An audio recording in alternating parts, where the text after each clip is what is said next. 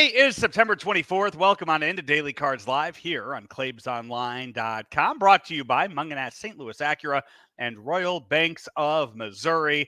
I'm Joe Roderick, joined alongside by Bob Ramsey. And Rammer, it's the final week of the Cardinals' 2024 season and 2 years in a row. Very rare that it's a week left in the year and the team has absolutely no shot at postseason, something that we are not used to ever happening.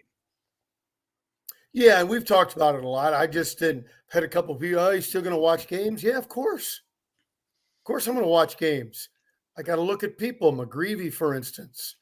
And you want to see guys finish strong. My guy Herrera's playing. I know you got the lineups coming up. He should be playing every day. When you're offensively challenged and you got somebody who's offensively minded, find a place. I just don't like the whole season, while much of it due to injury, not all of it. I just don't like the way the organization has tried to solve problems. The organization will have a chance to look at a few different guys as the season winds down. They did make a roster move going into today. They have recalled Victor Scott III, calling him back up from Memphis. And they have placed Luke Baker on paternity leave, as not sure how many days that's going to take. But Lucan has to plan a little better down the stretch run for postseason play. I guess he would have been available in the playoffs, just missing a couple days here as he becomes a dad. I don't know if it's for the first time or not. I don't know the guy, but Lucan Baker on paternity leave. Victor Scott back up here for the next couple days as the team is in Colorado. And I guess you just keep Victor Scott with you, right? You're not That's bringing probably what I would do. down. Yeah, Baker's not playing anyway. Yeah, you put him in a hoodie and you just let him hang out on the bench the final week of the season. Yeah. The Cardinals, as you mentioned, will go with Michael McGreevy tonight for the Cardinals. An 0.90 ERA on the season, 7 strikeouts. Made his first career start against the Texas Rangers all the way back in was it June, July? I think it was July when he made his major league debut, or as a first major league start for the Cardinals. And he gets another chance to start, kind of give him a look at next season. He goes up against Ryan Feltner, 3-10 on the year with a 4.73 ERA. Cardinals look like this. Mason Wynn leads off and plays short. Alec Burleson DHs. Paul Goldschmidt at first. Nolan Arenado at third. Brendan Donovan at second. Ivan Herrera is behind the plate. Lars Nootbaar in left. Jordan Walker in right. And Michael Ciani is in center field. For the Rockies, Charlie Blackmon DHs. Ezekiel Tovar is at short. Brenton Doyle is in center field. Ryan McMahon at third. Michael Togila is at first. Sam Hillard is in left. Jordan Beck in right. And Aaron Schunk is at second base for the Rockies, looking to avoid another 100-loss season coming into this game. 60-96.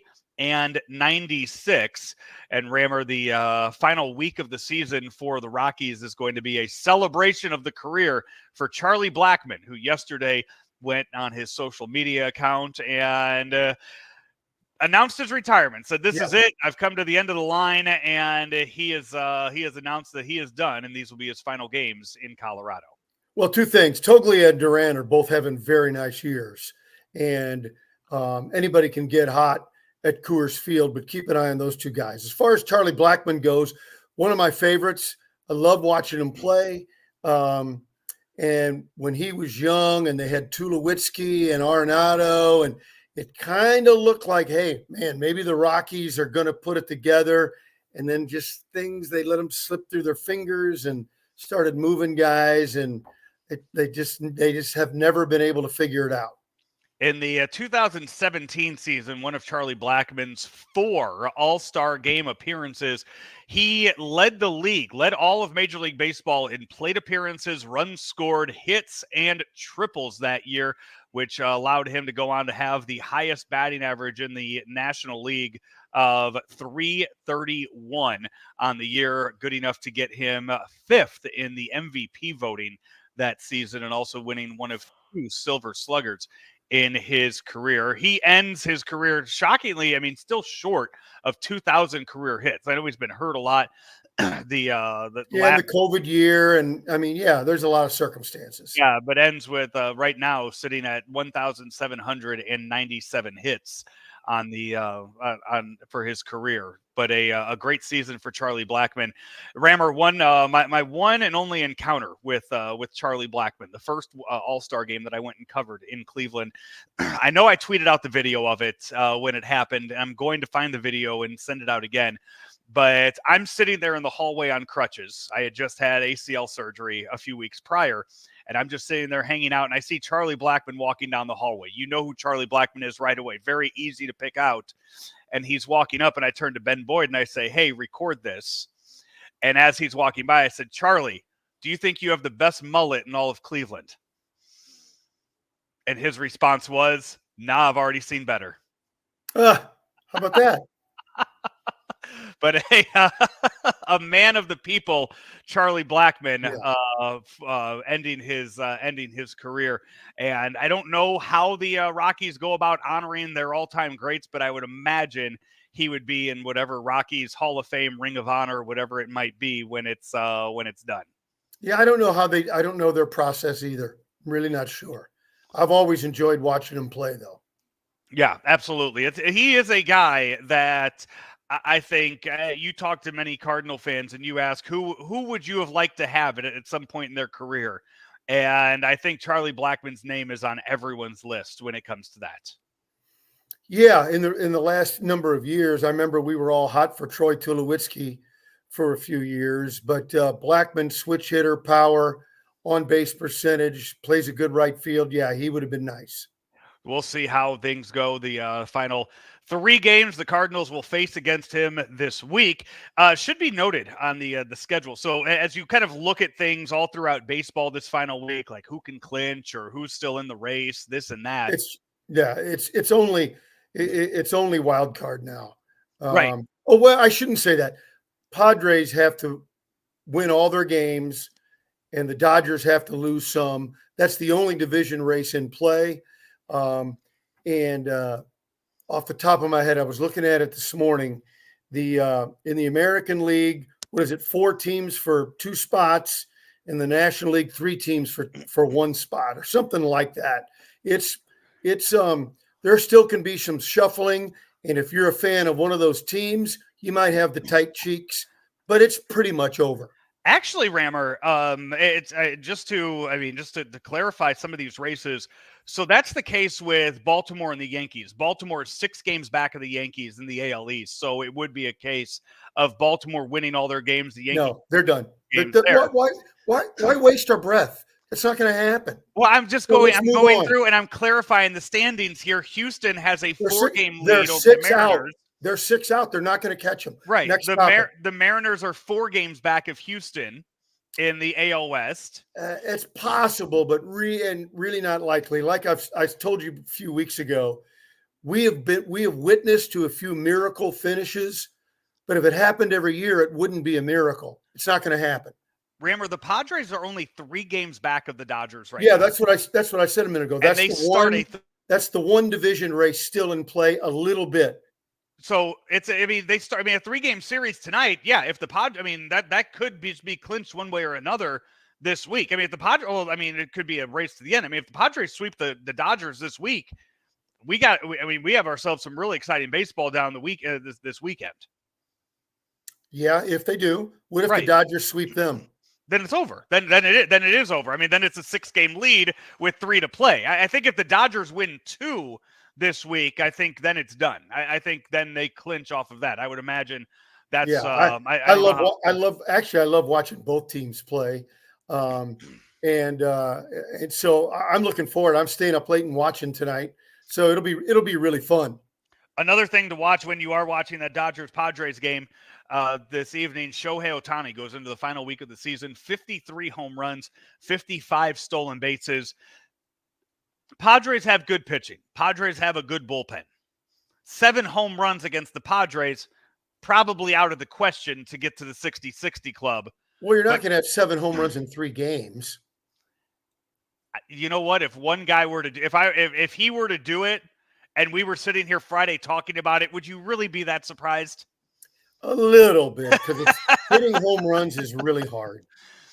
But Rammer, then Shohei goes to Colorado to finish the season against the Dodgers, against the Rockies. Now we're talking. Absolutely. So now, what does he need? Just 2 against the Padres? If he board. gets 2 against the Padres, are we looking at a 5 as a possibility in a 3-game series in Colorado? Well, here's the other thing. If you're a Colorado pitcher, you're challenging him.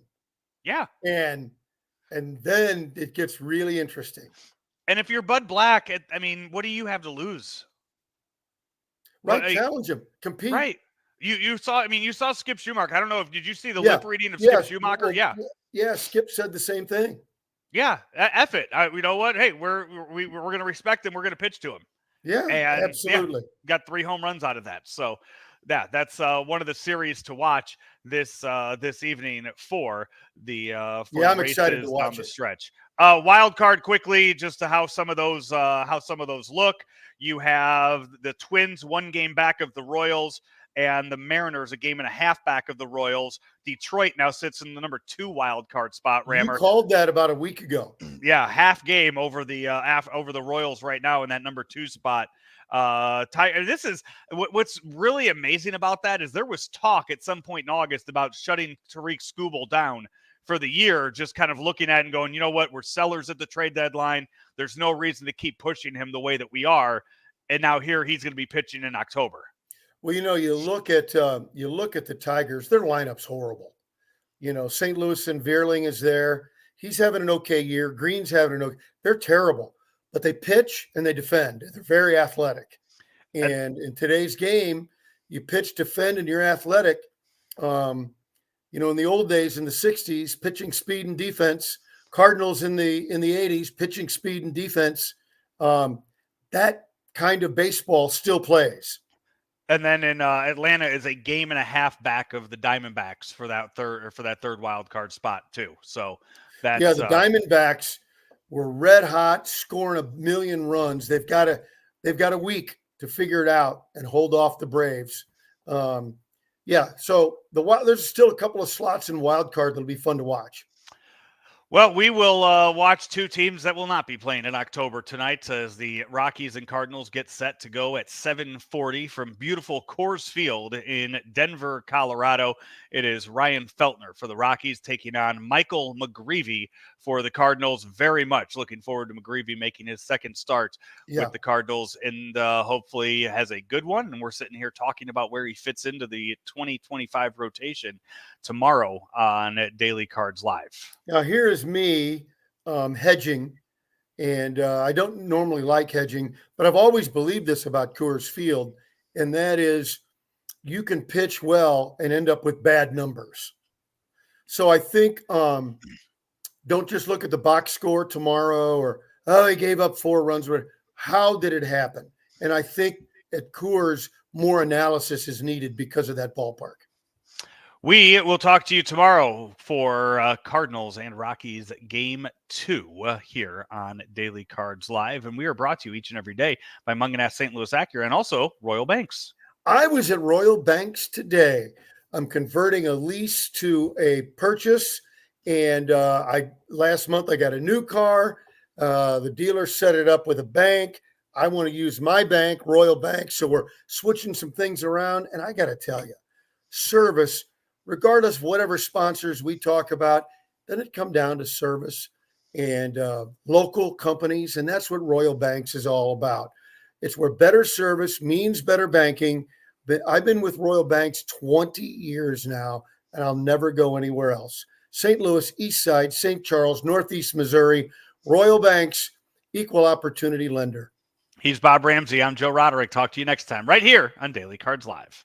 Munganast St. Louis Acura has the all-electric Acura ZDX. The ZDX can go up to 313 miles on a single charge, and the DC fast charging lets the ZDX gain up to 80 miles in just 10 minutes. When you lease an Acura ZDX, you can save up to $7,500 with a federal EV lease credit. Or you can buy the new ZDX and get 0.9% for up to 72 months. Come on in to Munganast St. Louis Acura and take a look at the new ZDX for yourself.